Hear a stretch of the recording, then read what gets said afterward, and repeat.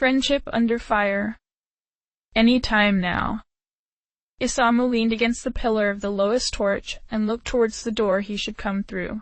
As much as he'd like to be the hero this time, there was a big problem of all the demons hanging around inside this building. Pascal was pretty cool, but Isamu didn't think one dog was going to be enough against a bunch of Oni and all their allies. But Naoki was half demon now, and really strong, plus he had his 2 demon partners. They should be able to pass through together much easier. Though I don't know why he gets 2 partners when I've just got you, and he's got demonic powers of his own. Isamu muttered, shifting his hat. He's been recognized as a leader among demons, Pascal said. You would have to learn about demon summoning and gain recognition that way to earn the ability to make contracts. You know, he's really just a normal kind of guy, mostly. Isamu said. A little weird, but not the cool kind of weird, not until now. But I guess everyone's a bit weird, so he's still average. Pascal titled his head. What do you mean, Master? Ah, nothing really, he said, then saw some people come in through the doors. Finally. Hey, Naoki? Isamu? Naoki called, stopping where he was just past the doors. Smiling, he went over to meet him. Man, you have no idea how glad I was to find out that you were alive. I've been doing all kinds of stuff trying to find Ms. Takao and you, and I thought you really were dead for a while. It's been a crazy time. Even thought he was admitting to this. Naoki didn't seem to be paying attention. He'd closed his eyes and seemed like he was concentrating on something else. He wasn't even emoting at all. Naoki? Hey, what are you up to? Isamu tried to come closer to flick his forehead or something, but Naoki held his hand up and grimaced. Hang on, give him a minute to get used to this area, Uzume said, stepping between them. He's sensing everything you can see and more, so he can't properly respond yet. Whoa, seriously now. Did that make what he'd researched with the Amala drum less useful? If they hadn't been best friends, Isamu felt like he could be jealous of Naoki now. Of course, the guy in blue armor said. So leave him be. Isamu didn't like being told what to do, but if it was for Naoki's sake, he could be a bit patient. Although now that they were face to face, he had to admit that his friend was unsettling now. It had looked cool through the Amala network, like he'd suddenly turned into a rebel of some kind. But those glowing bits on his markings pulsed like they were connected to his heart. Isamu's skin prickled like some kind of invisible entity was touching him. And even though he'd never been that superstitious, Isamu felt like Naoki was studying him, although his eyes were closed. Just how powerful was he? Naoki licked his lips in a creepy way, then looked at him. I'm glad to see you too, Isamu, he said weakly, smiling a bit. Smiling back and acting confident, he replied, Yeah, even if you've changed a lot. Actually, I was waiting on you here. I've been working with those terminals and finding out all kinds of things. That's how I knew you were coming. I tried looking into useful things for you. It's great because we're both looking for Ms. Takao now. Then he had to go and lick his lips again. Ah, that's why you taste like the network. You should be careful with those. They should be talking about rescuing Ms. Takao now. Not this. What is this? Do you taste your surroundings like a lizard? More or less. Naoki said like it was a normal thing to him now. The network can be really dangerous and swallow you up with its information. I traveled through there once. I felt it to be so. It can't be that dangerous, Isamu said, to which Naoki shook his head. Well, whatever, I can tell you what I found out. You know about how Ms. Takao is the maiden that Nailo is holding on to? She is the maiden of conception that assisted to bring about this vortex world, Naoki said. I've seen that, but it can't be true, he said. She wouldn't do something crazy like this. Right, he said, even though he'd said the opposite just now. I think Hikawa tricked her, but I can't say how much. They won't let me into their facility near Ginza, so I'm here to see if the mantra can help me break in. Yeah, but these guys won't be much for negotiations, Isamu said. They fight and kill each other for sport, and it'd be hard to get them to listen if you can't back up your words with strength. They've got this guy Thor who's the second in command and he's supposed to be some god of thunder. The real Thor or a shade? Naoki asked. That wasn't something Isamu had thought of. I don't know, actually. Naoki looked up at the skyscraper in front of them. There is a true god here. He licked his lips again. Not electricity, so I doubt it's Thor. And Narukami and Gaia, they're in there somewhere. 3 candelabrum as well. There's a lot to accomplish here. How's any of that going to help us rescue Ms. Takao? Isamu asked. You're just going to ask them for an alliance to get to where she is, right? Do you know where she really is? Naoki asked, looking back to him. He scratched his head. Actually, no. That guy Hikawa has got the information blocked somehow. Naoki sighed at that and looked back at the skyscraper. But, no offense to you, but I think these guys will let me get in since I'm a human. We're supposed to be participating in some hokey, elaborate ritual for the weird star, so humans are kind of valuable around here. These guys are even looking for one. It's not hokey, it's very real, he said. 2 reasons have already been named. I felt them a while back. Maybe you should get with Hijiri and work with him on the terminals to figure out what Hikawa is up to. My followers and I should be enough to deal with the mantra. But that would relegate him to the role of a nerdy sidekick. He was already fighting to get a role as a hero instead. Aw, come on, we're buddies. We could find her much faster if we work together. I don't want you walking right into this place because you're my friend, Naoki said firmly. And because you're fully human. From what I've been hearing, unless you can come up with an official reason that matches their philosophy, I don't think the mantra will pull their punches with you. What have you thought about as a reason bearer? I'm getting sick of that question, Isamu said, trying not to be too annoyed. Miss Takao's definitely in trouble. I've been doing all I can to rescue her. But there's only so much I can do with only Pascal here to help. Hijiri's really knowledgeable, but he may be behind you on the terminal research, he said. Or you could help me in coming up with a reason that will restore the world to the way it was. I don't think there was anything wrong with it, so if we can just restore it all, including the billions that died, that could be the best outcome. I don't want to deal with that. I never asked for that kind of chore, Isamu said, clenching a fist. Man, I don't want to fight with you. We finally met up, and we've always gotten more done together. All right, but you've got to be careful, Naoki said. Pascal here seems good for defending you and keeping out of trouble, so stick by him. I just hope we don't run into Thor. Well then don't say that because then we're sure to run into him, he said. Good, he knew his friend wouldn't let him down, even if he was being overly cautious. At the end of the torch-lined stairs, there was a tall door with glowing squares, looking more like it was made for giants than humans. A small snowman was swinging his arms and staring up at that door, but looked to them as they approached. Oh, Hee-ho, hello there. Hi, Hee-ho, Naoki said. How's your quest going? Great, I got the money to travel, ho. And I came to join the mantra so I can be super cool and powerful. The little demon then looked back up to the door. But it's so scary here. There's so much fire, I don't know if I can get in. I don't know if they'd want to take a little guy like you in the first place, Isamu said.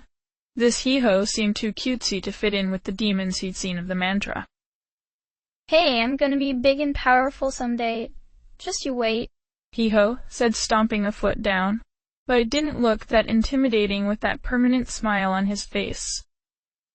Well, you got up here past the stairs of fire, Naoki said, still trying to cheer up the demon. Of course, always like him to be playing the good guy even when he was a demon now. But there's more fire just past the doors, Hee-ho said. A hee-ho lot more. Maybe I'll bulk myself up against fire out here. When I can go through those doors, I'll definitely be stronger. You stay determined like that, you will, Naoki said, making Hee-ho bounce in glee. Actually, have you seen a guy called Thor around here recently?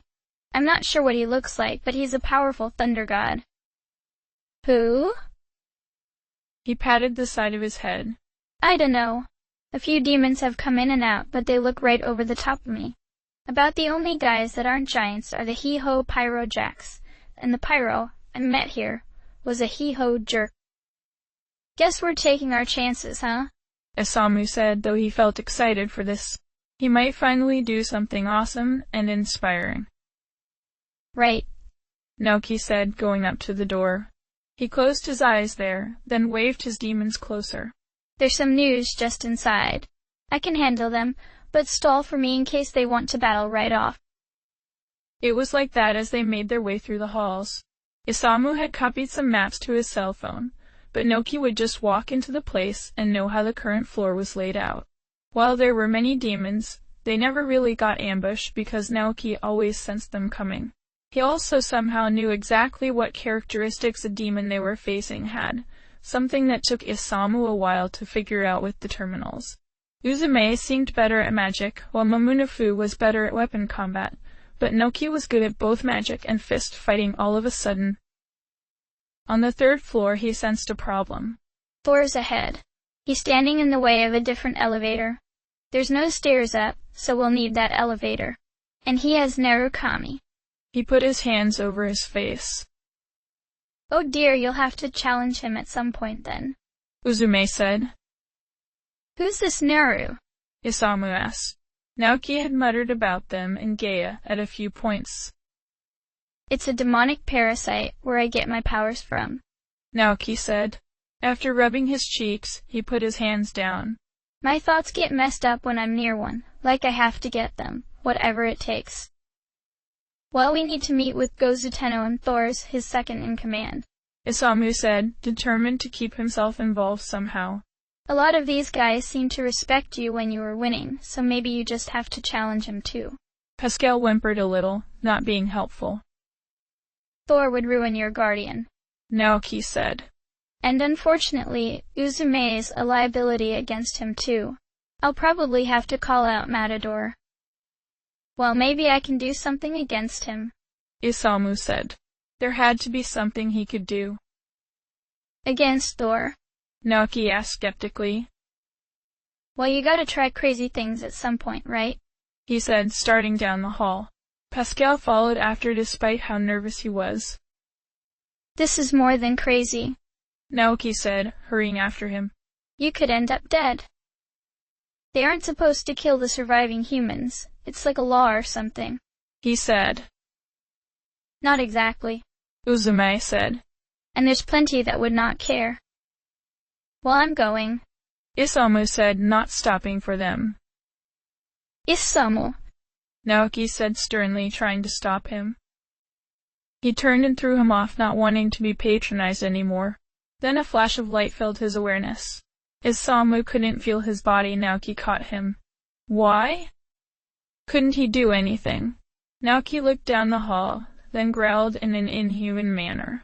He set Isamu down and barreled ahead after whoever had struck him down. Why was Naoki the one getting to be the hero? Heavy footsteps approached, shaking the floor with every stride. A rough hand grabbed him, pulling him up limply. A face shrouded by a helmet peered down at him, then snorted. When his other hand covered his face, Isamu felt like someone had reached deep into his body. The grip tightened. A multitude of colors and emotions shattered across his awareness. Fog of nostalgia. But this wasn't that long ago. Isamu had passed him a comic, claiming it was great. Naoki shook his head. It's just a lame series of dick jokes. Aw, come on, just look at that girl, he said, grinning. Who cares what the joke is when you get art like that? He tossed the book back. Keep your porn to yourself. Besides, that was pretty bad for the girl. Man, you're weird for not getting it, Isamu said, shuffling the book back to its semi-hidden spot. People outside his family kept saying that he was ordinary and average, taking a moment to think of anything about him. Not only was it embarrassing, but sometimes it got bad enough that he'd think he wasn't worthwhile to anyone but his family. But Naoki knew he was weird for not getting these things. He usually kept it to himself because that was even more shameful than being forgettable. But he'd been wanting to talk about it with someone, and Isamu knew him well. Actually, I've been thinking. Yeah, me too, he said. In a few weeks, it'll be our last year of high school, right? So I've got one last year to get a chance at Ms. Takao's love. Naoki felt embarrassed. He should have seen that coming. They had conflicting opinions more than not lately. And Isamu didn't listen much to him. They'd been calling each other best friends for years, though. Ever since 2nd grade. Were they really falling apart? I will win her over, I swear it, Isamu said. Naoki felt like he should try to fix things, even if it meant putting aside his own thoughts for now. You might have better luck when senior year is over and we're not her students anymore. Ah, but that's part of the allure, he said. That was surprisingly consistent. Maybe it was his concern over Isamu this time. Was he okay? Naoki bolted awake, feeling disoriented from the suddenness of ET. He was in a square room. A cell, the door out had a slot of bars for observation. And he wasn't alone. Isamu was curled up in a ball against the other wall. Closing his eyes, Naoki focused his thoughts towards his horn until he was alert enough to get information from Ati. Isamu had been electrocuted. They'd been arguing because Isamu was being dumb, and then he dropped right away from one electrical bolt. And was oddly light on Magatsu. Had they already drained him? The mannequin spoke of that. Tasting a strong hot soup with wasabi, Naoki recalled a fury so intense that he could not see anything but the one who'd hurt his friend. His head came to Thor's hips, but he still attacked. Right for the knee. If he could make him buckle, he'd be on the right track to win. Thor had thrown him into the wall, but that was nothing. Naoki attacked again, and Narukami got hold of his ear and invaded. Not expecting that, Naoki knew nothing of what happened after that. But the new Magatama had not been enough, unlike with Fornius. What now? Naoki crawled over to sit by Isamu's side. Tugging on Antake, he was able to cast a weak healing spell on him. But that wasn't near enough. A lack of Magatsui could destroy a demon's physical body, perhaps even their soul. What of a human? Was there a way to transfer what he had to Isamu to wake him up faster? Anxiety bubbled up from the Magatama. One didn't give away Magatsui unless one had an excess. But he had more than enough to support himself and his 2 demons. Well, 3 now, when he called Matador in. Naoki closed his eyes and focused on sensing Magatsui. Once he could see the red glow within his mind, he tried to move it. He found he couldn't move it far away from his body. Maybe with more practice, but he didn't want to waste time. Bending over to put his forehead on Isamu's shoulder, Naoki focused on this transfer. Isamu had his own Magatsui still, a different quality from his own. No, don't draw his in too close. Draw it close just enough to make contact, then pass over the energy. The 2 flows melded, his friends growing until he could reclaim awareness and build his own energy back up all.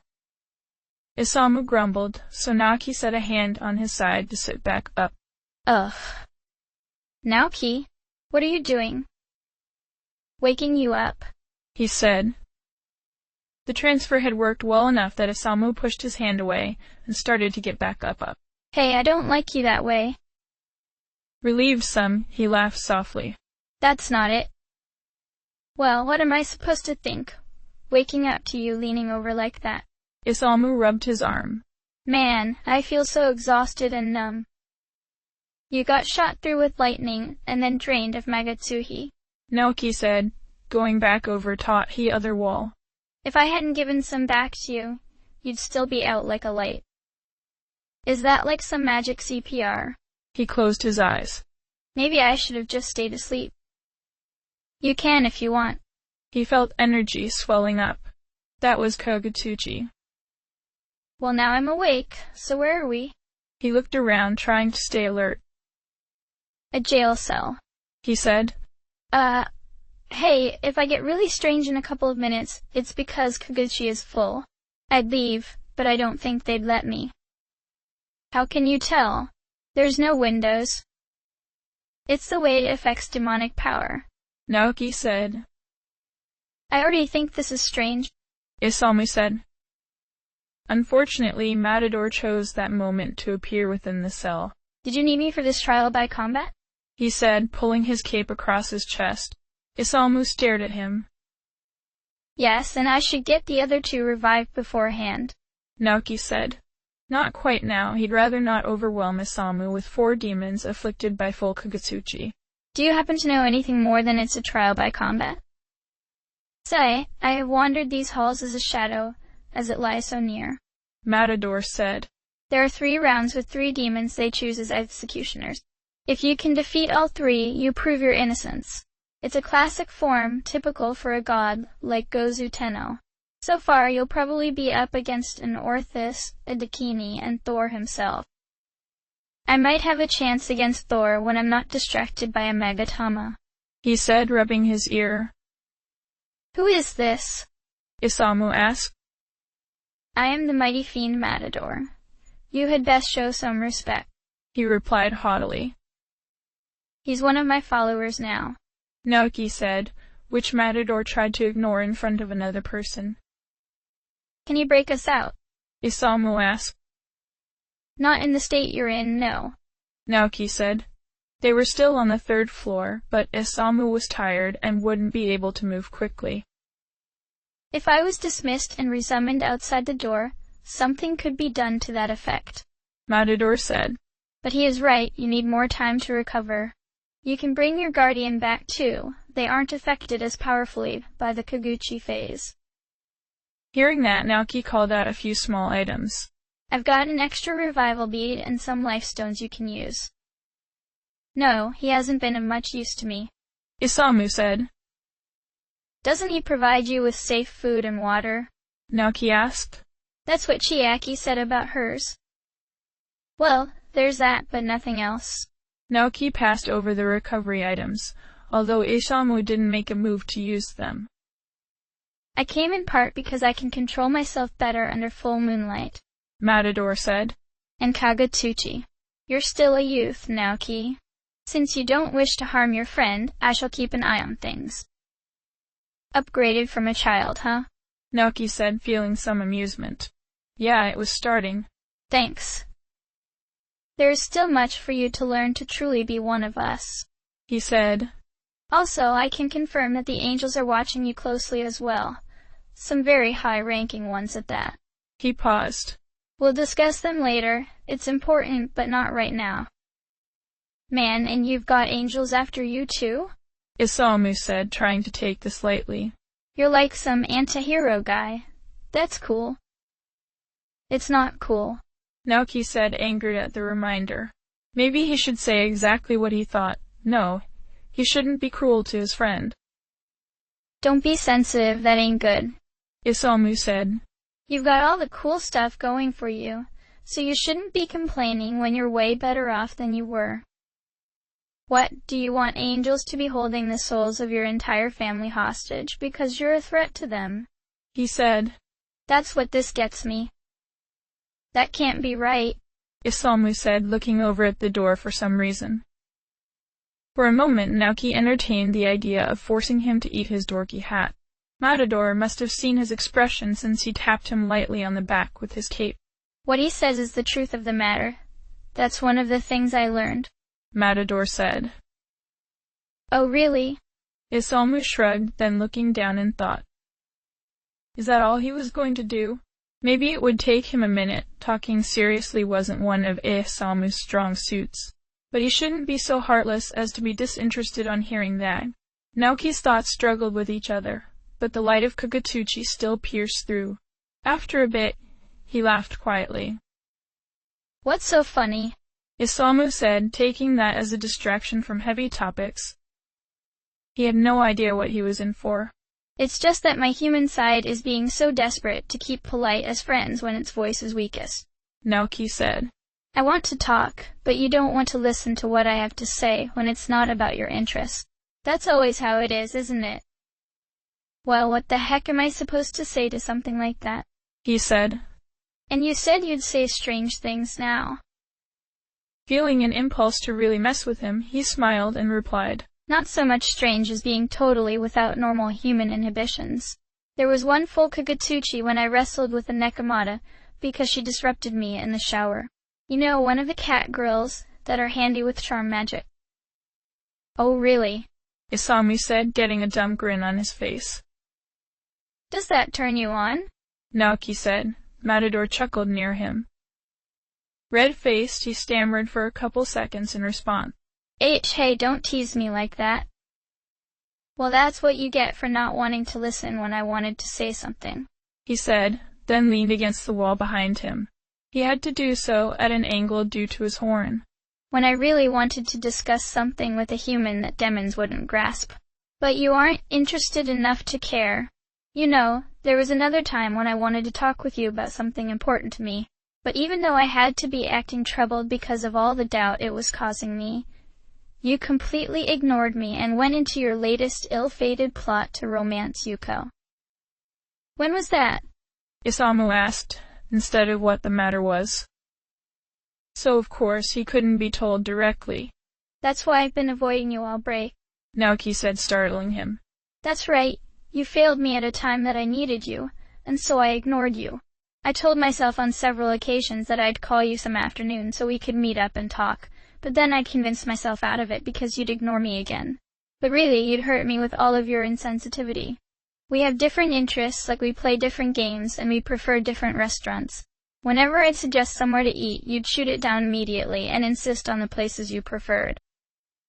Hey, it wasn't like that, he said, tapping his hand on his leg. But they were trapped in the same cell. He had to listen. Then where do I like to eat? He said as a challenge. Black Rabbit's. We ate there a lot. He shook his head. I hate the way they cook their fish, didn't you notice? And their vegetable dishes all tasted the same no matter what was in them, but it was marginally better than the fish. Well, why didn't you say anything? He asked, trying to pin the blame on him. I did many times, Naoki said. Like I always said that you'd not end up with Yuko while she was still our teacher. But neither matches what you want, so you conveniently forget about what I say. Yet I still thought I should turn to you when I needed someone. That was a foolish thing. You were so important to me, and I'd get blinded by nostalgia instead of accepting how you'd changed for the worse. What, you had a crush on me? Isamu asked, squeamish at that thought. Naoki laughed at him. Maybe suffering was conducive to Magatsuhi production? Because one couldn't tell now that he'd been drained recently. If you'd listened all along, you'd know that was preposterous. But it has to always be about you, doesn't it? Or it's not worth paying attention to. If I was a girl so that you'd find it acceptable, I wouldn't be in love with you. Given how you treat me as a friend, I can't see how any girl could stand you for long in a relationship. Well, stop acting all creepy and I wouldn't think like that, Isamu said, looking away from him again and wanting to be away. I guess our friendship really is dead, Naoki said. It hurt to say it, but there was also a feeling of relief that he didn't have to put up with this anymore. Isamu clutched his knees with both arms. Wait, what do you mean by that? I haven't done anything wrong.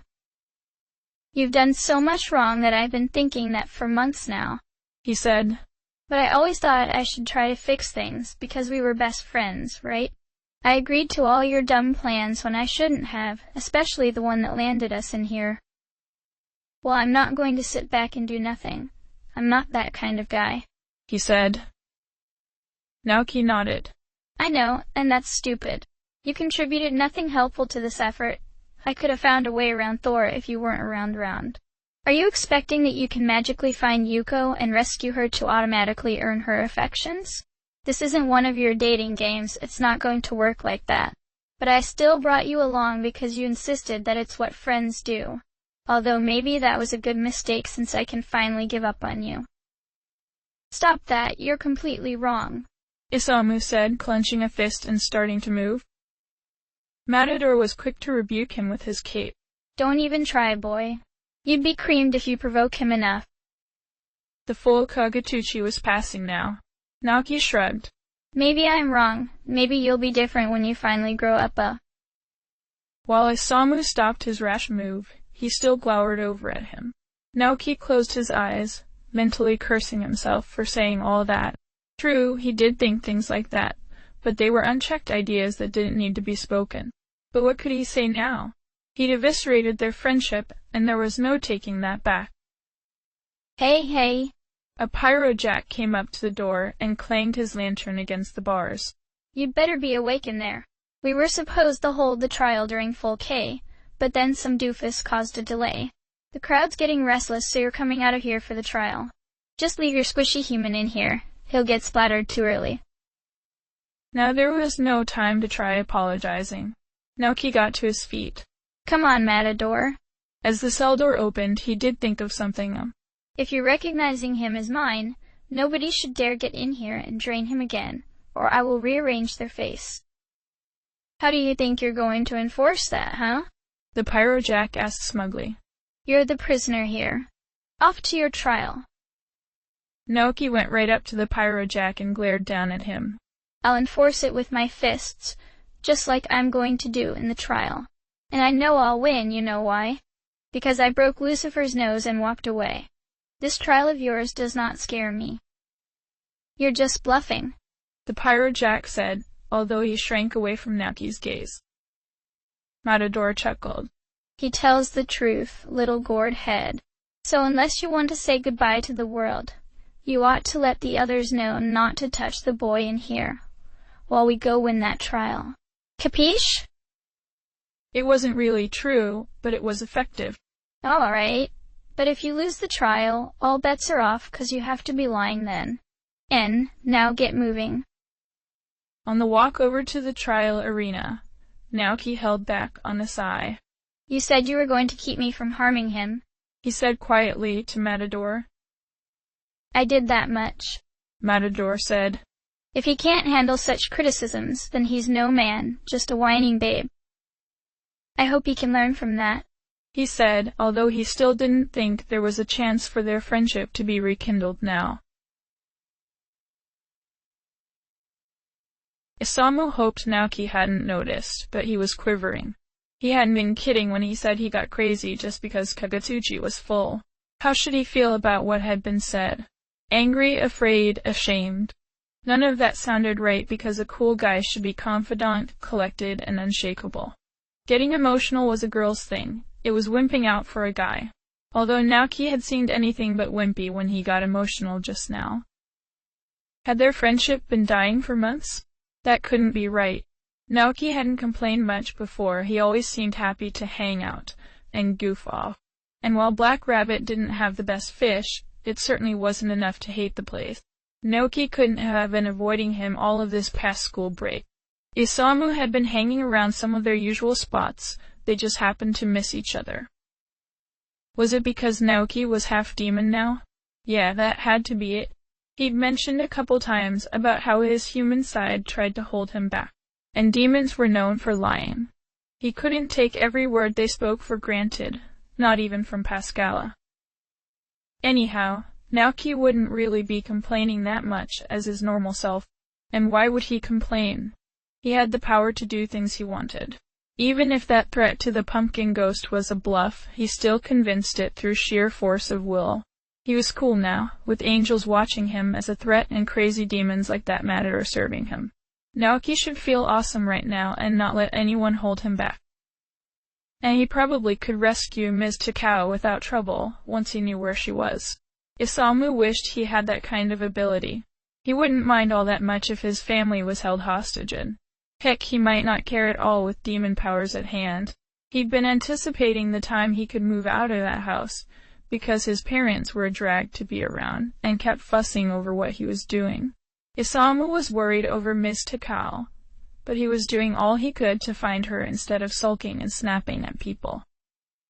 But he couldn't do anything. No, he had to be capable of something. And Naoki would surely calm down, come back and apologize. They'd been best friends for years, something that wouldn't die so easily. Isamu would find a way to get what he wanted. Yahi. Even if it meant going along with the hokey rituals. End of chapter.